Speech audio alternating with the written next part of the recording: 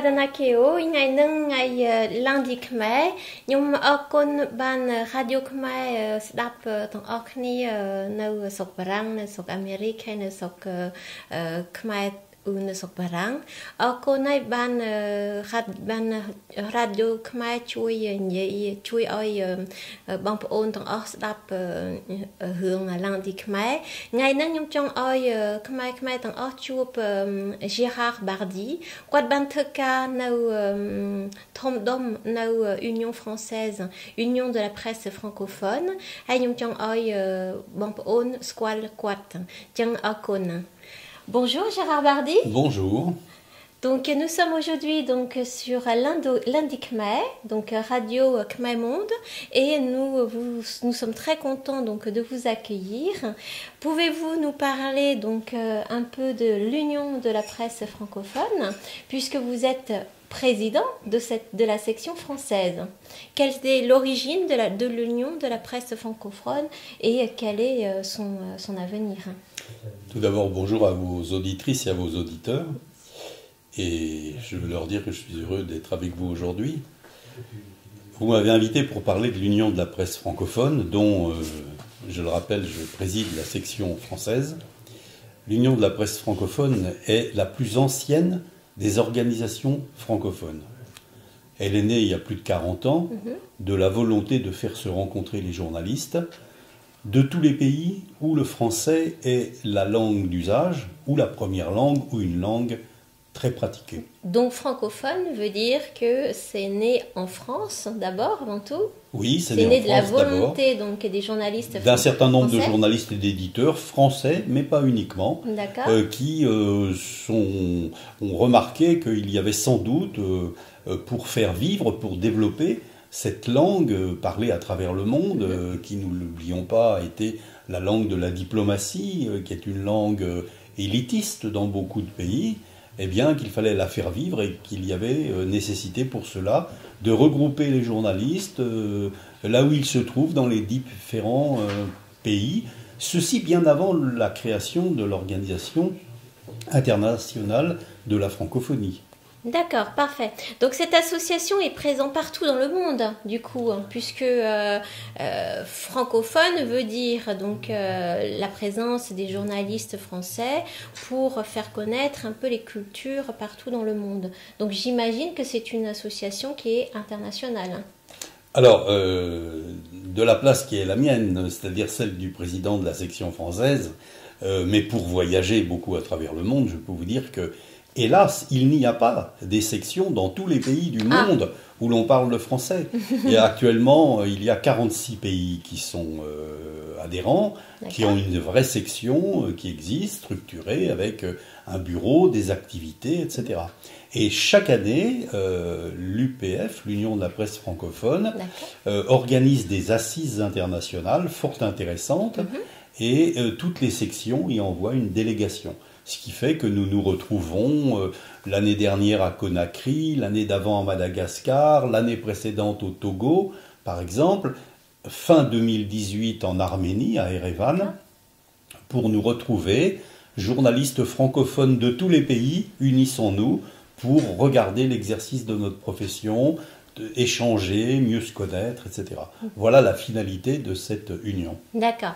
ចឹងបងប្អូននៅខ្មែរទាំងអស់ខ្ញុំចង់បានប្រាប់ថា Gérard Bardy គាត់ président ផុស section នៅស្រុកបារាំងនៅ Union de la presse francophone គាត់បានប្រាប់ថា Union presse francophone ហ្នឹងកើតយូរយ៉ាងហើយកើតប្រាប់ឲ្យប្រទេសទាំងអស់ស្គាល់បារាំងហើយស្គាល់អ្នកធ្វើ journalist នៅស្រុកបារាំងហើយគេនិយាយរឿងប្រទេសទៀតទាំងអស់ voilà អញ្ចឹងបានខ្ញុំចង់ឲ្យគាត់មកហ្នឹង parce que គាត់ចូលចិត្តរឿងខ្មែរហើយគាត់ចូលចិត្តគាត់ចង់ឲ្យមាន section ខ្មែរនៅកន្លែង Union de la presse francophone ហ្នឹងអញ្ចឹងអរគុណអញ្ចឹងខ្ញុំសួរគាត់ទៀត Quels sont les liens, Gérard Bardy, avec l'Organisation internationale de la francophone? De la francophonie. De la francophonie. Alors, avec l'OIF, il y a des liens, bien évidemment, parce que l'un ne peut pas marcher sans l'autre. Enfin, nous avons des relations. Alors ça, c'est plus la fonction du Bureau international, d'être en relation avec les instances de l'OIF. Mais par exemple, l'Organisation internationale de la francophonie apporte un appui chaque année pour l'organisation des assises internationales. Bien évidemment, elle suit avec beaucoup d'intérêt ce que font à travers le monde francophone les journalistes qui appartiennent à cette union, qui se rencontrent, qui travaillent ensemble, qui abordent des thèmes fort intéressants. Par exemple, il y a 2 ans au Togo, nous avons examiné la place des femmes dans le monde des médias. Ah oui. Les différences qu'il peut y avoir entre tel ou tel pays, les uns accordant une vraie place aux femmes dans l'univers des médias, et dans certains autres pays, les femmes sont beaucoup moins bien traitées et ont beaucoup de mal à se faire une place. Alors, mais malgré tout, certaines, je pense à des femmes, des femmes journalistes en Afrique, dans des pays où la situation politique est extrêmement difficile, eh bien, nous avons été bouleversés par le témoignage de femmes journalistes qui exercent leur métier dans des conditions très difficiles. Sans parler uniquement de la condition de la femme, quelles sont les aides que l'organisation donc de la francophonie peut apporter donc aux journalistes? Alors, l'Union de la presse francophone, elle apporte à ses adhérents à travers le monde déjà un lieu de réflexion, un lieu d'échange, un lieu de solidarité. L'UPF France, par exemple, n'hésite pas à publier des communiqués lorsque, en France même, car cela existe, les journalistes sont malmenés. Dernièrement, 2 journalistes français qui faisaient un reportage sur des migrants qui venaient d'Italie vers la France. Ces 2 journalistes ayant été interpellés un peu vivement par les forces de police, j'ai fait un communiqué pour dénoncer cette façon de pratiquer. Nous sommes partout le garant de la liberté de la presse. Partout où la liberté de la presse est violée, n'est pas respectée, nous intervenons parfois en nous adressant directement aux États. Et donc vous êtes intervenu par exemple par rapport au Cambodge, parce qu'il y a eu à la fin de l'année de décembre 2017, il y a eu beaucoup de fermetures de presse au Cambodge. Est-ce qu'il y a eu quelque chose, une action qui a été réalisée par rapport à ça ? Partout où les libertés fondamentales, la liberté de la presse est mise à mal, partout, l'Union de la presse francophone intervient, mais aussi Reporters sans frontières, qui est proche d'ailleurs de l'Union de la presse francophone. Donc il y a une action qui est faite auprès des pouvoirs. Alors moi je suis le président de la section française. Concrètement, quelles sont les actions que vous menez auprès du gouvernement pour leur mettre la pression ? Alors c'est une dénonciation, déjà aux yeux du monde. C'est pour certains États une mise au ban de la communauté internationale, parce qu'on souligne que les conditions qui sont faites à la presse, le contrôle des journalistes, la persécution des journalistes, l'emprisonnement des journalistes et parfois l'assassinat de journalistes, car ça existe aussi, sont rigoureusement inacceptables. Et l'UPF, comme d'autres organismes, et je citais Reporters sans frontières par exemple, dénoncent ces états de fait. Alors, bien sûr, nos moyens sont limités. Nous n'avons pas la force d'un État pour intervenir, mais la diplomatie française, par exemple, est soucieuse et attentive aux prises de position que nous pouvons avoir. D'accord. Alors, merci beaucoup pour ce témoignage. Bon, on Khmerទាំងអស់គ្នាខ្ញុំចង់ប្រាប់ថាអង្គការ UPF នឹងគេជួយប្រាប់អ្នក journalist នៅស្រុកខ្មែរនៅស្រុកអាហ្វ្រិកនៅស្រុកទៅស្រុកចិនណាហើយទៅគេជួយប្រាប់កុំឲ្យអ្នក cùng ơi nè cái trong bật journal presse vẫn cái thưa mấy ơi ba ơi menu đắp hướng bờ dương hướng ấy chẳng ban cái ông ca nâng chui journaliste international thông đông mà chẳng Gérard Bardy. Il me semble que l'UPF, donc au niveau international, enfin la section française au niveau international, c'est la section la plus importante. Donc vous êtes fier de votre poste de président? Oui, fier, en tout cas heureux de voir que cette section française se développe beaucoup. Alors c'est un peu normal qu'elle soit en nombre d'adhérents la plus volumineuse, parce que la francophonie, c'est d'abord la France, ça va sans dire. Et puis c'est de là que tout est parti. Mais je tiens beaucoup à dire que le poids de la section française est rigoureusement identique au poids d'une section beaucoup plus petite. Une section qui, comme la mienne, compte près de 600 adhérents, et une section dans un petit pays d'Afrique qui ne compte que 20 adhérents, elle pèse du même poids dans la structure internationale et elle doit être écoutée et respectée de la même façon. Je comprends votre logique, mais je pense que c'est un peu normal que la section française soit la plus importante dans la mesure où c'est l'union de la presse de la francophone. Donc on part quand même de la France. Bien sûr. Voilà, et c'est, bien sûr. Je pense... Mais il faut veiller à ce que cette puissance numérique ne ramène pas à des pratiques néocolonialisme. Il ne faut pas que la France se croie la plus forte et domine le reste de la presse francophone parce qu'elle serait plus importante en effectif. Non, chaque voix compte pour une voix, chacun a égalité parfaite, et il faut au contraire même écouter ceux qui sont parfois plus petits, dont les sections sont plus faibles, parce que souvent ils appartiennent à des pays où les difficultés sont plus grandes. Bien sûr. Merci beaucoup.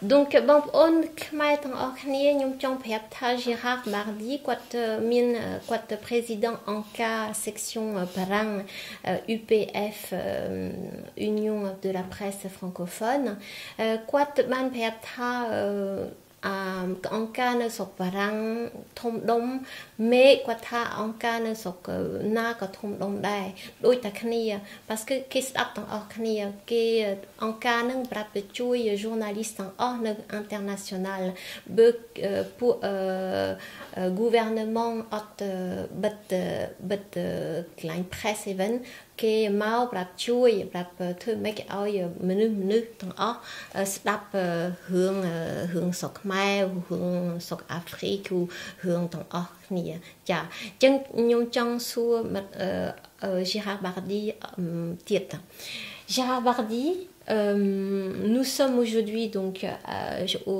dans l'émission Lundi Khmer, donc à la radio Khmer Monde. Et est-ce que vous avez des contacts au niveau de l'Asie du Sud-Est? Alors, des contacts au niveau de l'Asie du Sud-Est, à titre personnel, oui, bien évidemment. J'aime beaucoup voyager en Asie. C'est surtout par rapport à la presse. Mais par rapport à la presse, oui, nous rencontrons régulièrement nos homologues, nos confrères francophones de l'Asie du Sud-Est. D'accord. Et donc, par exemple, en Asie du Sud-Est, combien de sections de l'Union de l'UPF connaissez-vous? Écoutez, je ne suis pas à la place du président international et je ne veux pas vous dire de bêtises. Donc, je sais qu'il y a une section en Thaïlande qui fonctionne bien. Et il y a une époque récente où il y avait une section au Vietnam. D'accord. Je crois que pour ce qui est du Cambodge, car c'est sans doute ce qui vous intéresse d'abord, au sein de l'UPF, il y a un certain nombre d'adhérents qui sont des journalistes cambodgiens, mais qui vivent en France, qui vivent en Europe, donc de la diaspora, plus que... Je ne crois pas mais je ne voudrais pas vous dire de bêtises. Je ne crois pas qu'il y ait actuellement une section au Cambodge. Elle est peut-être en formation. Voilà, c'est ma question. Est-ce que Oui. c'est difficile de monter une section, par exemple au Cambodge, de l'UPF? Non. Si 5 journalistes aujourd'hui, qui seront 10 demain et 20 un peu plus tard, décident de créer une section, ça c'est mon homologue, le président international, qui va se charger avec le secrétaire général international de leur donner les moyens de se créer. C'est-à-dire qu'il faut, en France par exemple, c'est le système associatif. Donc il suffirait de monter une association, d'élire un bureau avec un président, etc., de déposer les statuts et de commencer une action sous le parapluie, sous l'égide de l'Union internationale de la presse francophone, pour exister, pour être invité aux assises chaque année, pour réfléchir avec les confrères du monde entier. Et donc, l'UPF international sollicite éventuellement l'ouverture d'une section un peu partout dans le monde. Donc, je peux dire donc, à nos amis à Khmer, vos confrères journalistes Khmer, voilà, bien sûr. d'éventuellement d'ouvrir une section Khmer au niveau Khmer. Donc, ça, c'est tout à fait possible et qu'ils passent par votre intermédiaire pour que nous les dirigions vers les instances internationales qui leur donneront les moyens de créer cette section cambodgienne et qui pourrait effectivement, si elle n'existe déjà, et là je suis très prudent, et qui pourrait nous rejoindre. Oui. ចឹងបងប្អូននៅខ្មែរថ្ងៃហ្នឹងយើងបានជួប Gérard Bardy Gérard Bardy បានប្រាប់ថានៅស្រុកខ្មែរអត់មាន section ខ្មែរនៅ UPF francophone donc បើអ្នក journaliste ចង់បើកកន្លែង section ខ្មែរ UPF francophone បើកបានខ្ញុំចង់ឲ្យមាន section ខ្មែរ UPF នៅស្រុកខ្មែរ donc បើខ្មែរចង់បានបើកអញ្ចឹងមកហៅជួបខ្ញុំទៅខ្ញុំជួយឲ្យ Gérard Bardy ជួយបើករឿង section ខ្មែរនៅ UPF ហ្នឹងអញ្ចឹង je reviens Gérard Bardy. Oui. Donc est-ce que nous pouvons imaginer qu'il y a un lien, donc UPF, il y aurait un lien au niveau politique avec la France, vu que c'est étroitement lié. Est-ce que c'est complètement indépendant de la politique? Alors, l'Union de la presse francophone, qu'elle ce soit en France ou ailleurs, est totalement indépendante du pouvoir politique. Du gouvernement. Les gouvernements se succèdent, les présidents, les rois, que sais-je, se succèdent. Mais l'UPF garde ses statuts d'indépendance. C'est précisément ce qui lui donne sa force. C'est qu'elle n'a pas de lien avec le politique, elle ne dépend pas du politique. Elle est là pour protéger les journalistes des éventuelles brimades du pouvoir politique, quel que soit ce pouvoir. Donc, que ce soit un pouvoir civil, militaire, que ce soit une démocratie, une royauté, que sais-je, peu importe, l'UPF, son rôle, c'est pas d'entrer dans le jeu politique, dans les rivalités politiques, les divisions au sein des pays, c'est de donner les moyens aux journalistes d'exercer leur profession en toute indépendance. Vous avez été très proche de Jacques Chirac. Et à cette période-là, est-ce que vous avez déjà tenu donc la présidence de l'UPF?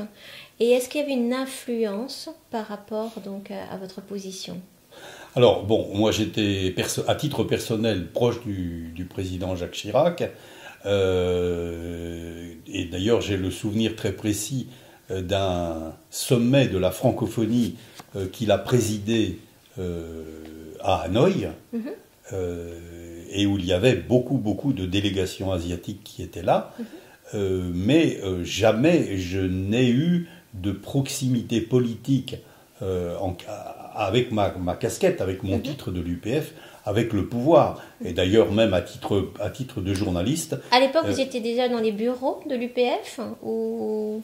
À l'époque, j'ai été pendant 2 ans président, oui, de la section française déjà, antérieurement, et c'est à cette période-là. Mais c'est complètement distinct. Il n'y a pas de... Vous savez, un journaliste, il doit être capable d'avoir des relations amicales avec un homme politique, et aussi d'écrire des articles réservés, critiques contre cet homme politique.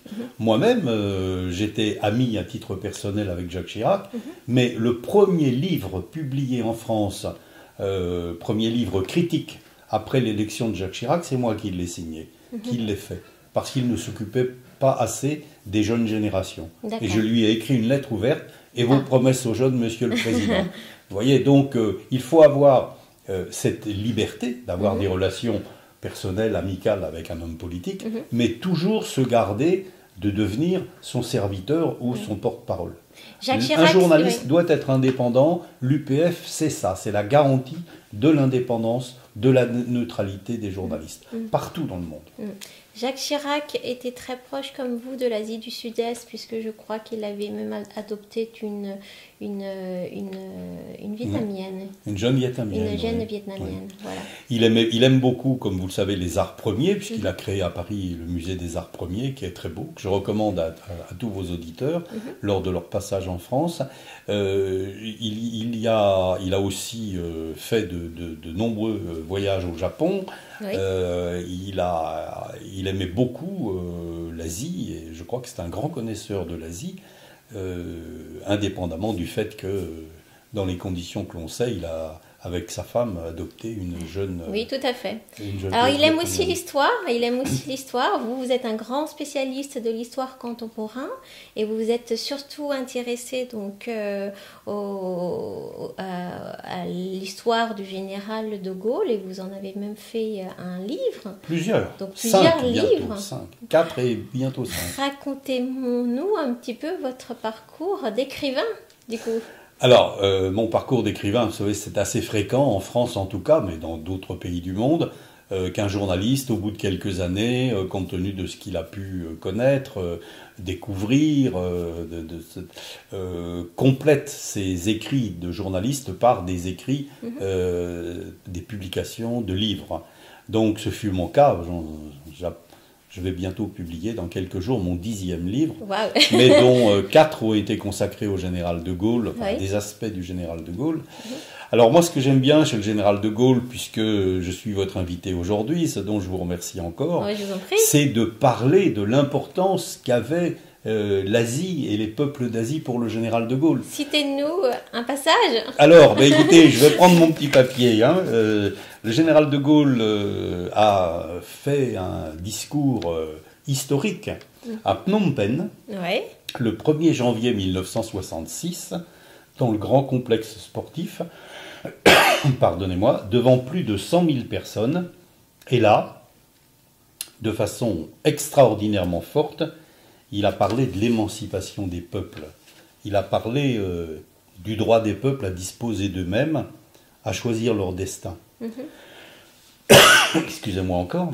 Et il a déploré notamment le conflit engagé par les États-Unis à l'époque au Vietnam, en disant qu'il s'agissait d'un conflit sans issue et que les Américains partaient pour une aventure sans fin, sanglante mais sans issue, et il s'est d'ailleurs référé à l'attitude de la France qui avait su donner, à partir de 1954, mais c'était déjà acté depuis 1953, leur indépendance au Cambodge et au Laos, après cette triste période de colonisation indo-chinoise. Et donc, moi j'aime bien toute cette période-là, où De Gaulle s'adresse au peuple du monde, en dehors des deux grands blocs américains et soviétiques, et où il ouvre la voie à l'émancipation, à l'indépendance des peuples et à leur respect.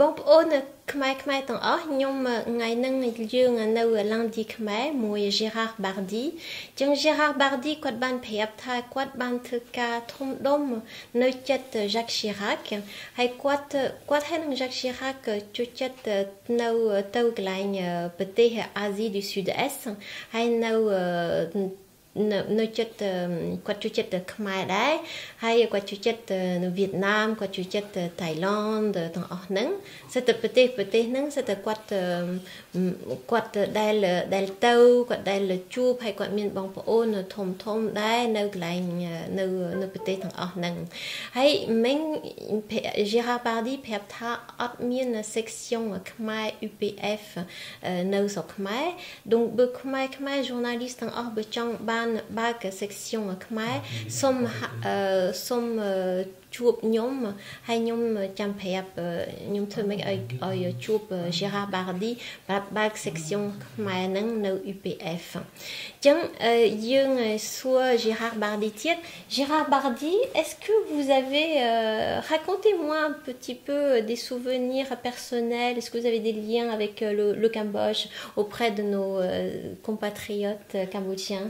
Alors, le souvenir le plus insolite et aussi le plus charmant, on va dire, que j'ai avec le Cambodge, ça tient à une rencontre que j'ai faite tout à fait par hasard avec le prince Norodom Sihanouk. Ah. Donc, il y a longtemps, j'étais à l'époque reporter à l'agence France-Presse, et j'étais envoyé en reportage, je prends ma voiture, je me souviens très bien, dans l'est de la France, et puis à quelques kilomètres de Paris, j'ai une petite faim, je m'arrête dans un restaurant, et je suis en train de prendre mon repas tout seul dans la salle, et dans la salle d'à côté, j'entends beaucoup de bruit et du va-et-vient et tout, et puis je vois qu'il y avait beaucoup d'Asiatiques. C'était une rencontre improvisée. Improvisée, complètement. Et puis